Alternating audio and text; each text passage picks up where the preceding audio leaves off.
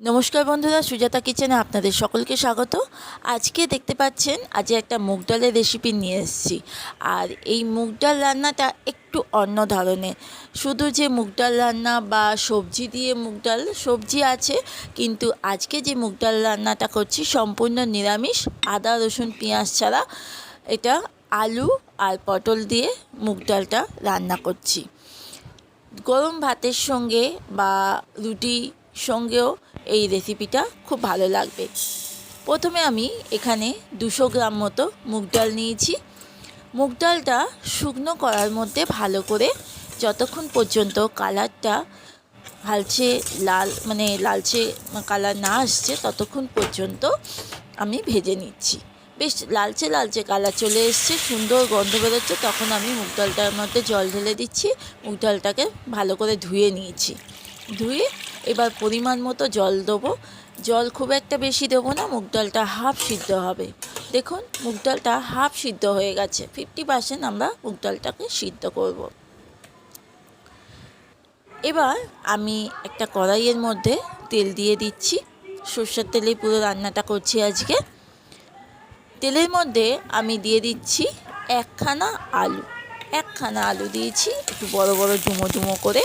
আলুটা যতক্ষণ পর্যন্ত লাল কালার না হচ্ছে আলুটাকে ভেজে নিচ্ছি।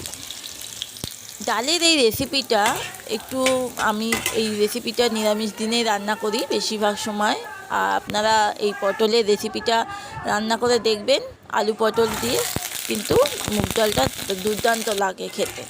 যারা খাননি তারা একবার অন্তত রান্না করে দেখবেন, দারুণ লাগে। এবার ওই তেলের মধ্যে আলুটা উঠিয়ে নিয়ে আমি পটলটা দিয়ে দিয়েছি। পটল খুব বেশি দিইনি, আমি এখানে 6-7টা মতো পটল দিয়েছি। আর পটলটা একটু নুন দিয়ে হলুদ দিয়ে বেশ একটু লালচে লালচে কালার হবে, পটলটাও সুন্দর একটা কালার হবে। পটলটাকে তুলে নিচ্ছি। এবার ওই তেলটার মধ্যে আর একটুখানি তেল দিলাম, সর্ষের তেলেই দিলাম। আর তার মধ্যে দিচ্ছি 2টো শুকনো লঙ্কা, 2টো তেজপাতা, আর দিয়ে দিচ্ছি এখানে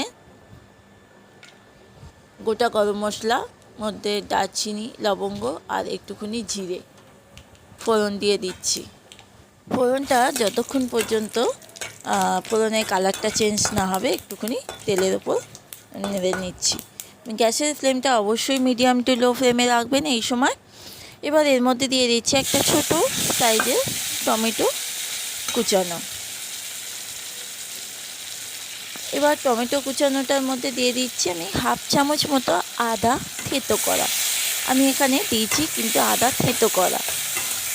আপনারা চাইলে আদা বাটা দিতে পারেন, কিন্তু আমি একটু আজকে থেঁতো করা আদা দিয়ে রান্নাটা করছি।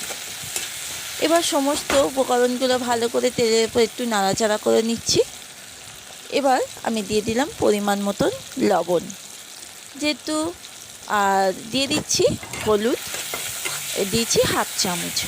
নুনটা আলু আর পটলের সঙ্গে দেওয়া আছে, তাই জন্য আমি এখানে পরিমাণ মতো যতটুকু প্রয়োজন ততটুকুই লবণ ব্যবহার করলাম। বা দিয়ে দিচ্ছি 1 চামচ চিনি। নিরামিষ রান্না অবশ্যই একটু চিনি লাগে, একটু চিনি দিলে কি হয়, টেস্টটা খুব ভালো হয়।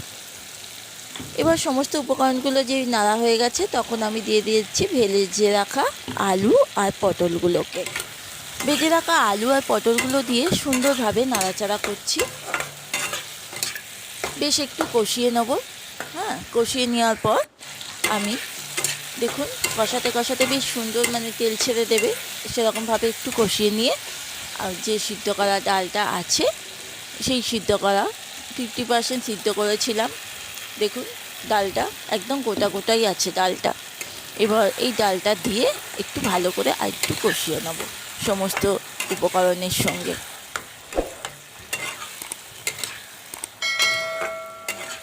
যদি রেসিপিটা ভালো লাগে বন্ধুরা অবশ্যই একটা সাবস্ক্রাইব করবেন। ডালটা ভালো করে কষানো হয়ে গেছে দেখুন। এবার আমি এর মধ্যে একটু জল দিয়ে দিয়েছি, জলটা স্কিপড হয়ে গেছে, আমি হাফ গ্লাসের মতো জল দিয়েছি, খুব বেশি জল লাগে না। আর জলটা দিয়ে এবার আমি এটাকে ঢাকনা দিয়ে মিডিয়াম টু লো ফ্লেমে অন্তত 2 থেকে 3 মিনিট রেখে দেবো। বেশি দরকার লাগে না, 2-3 মিনিট রাখলেই ডালটা সুন্দর শুকনো শুকনো হয়ে যাবে। 2-3 মিনিট পর দেখুন ডালটা সুন্দর একটা শুকনো শুকনো চলে এসছে। আর এই রেসিপি, এই ডাল আলু পটল দিয়ে মুগ ডালের এই রেসিপিটা কিন্তু শুকনো শুকনোই হয়, খুব একটা মানে যে ঝোল ঝোল ডাল বা কিছু হয় না, এটা পুরো শুকনো বেশ টাইট ধরনের হয়। আর সবার শেষে আমি একটু গরম মশলা দিয়ে দিলাম, যদি পারেন আপনারা একটু ঘিও দেবেন, খেতে ভালো লাগে। রাতে ডিনারে রুটির সঙ্গে কিংবা দুপুরবেলা ভাতের সঙ্গে নিরামিষের দিনে রেসিপিটা যদি করেন খারাপ লাগবে না। তাহলে আজকে কেমন লাগলো রেসিপিটা অবশ্যই একটু জানাবেন। তাহলে আজকের মতো আসছি, আবার কালকে একটা রেসিপি নিয়ে হাজির হব। নমস্কার।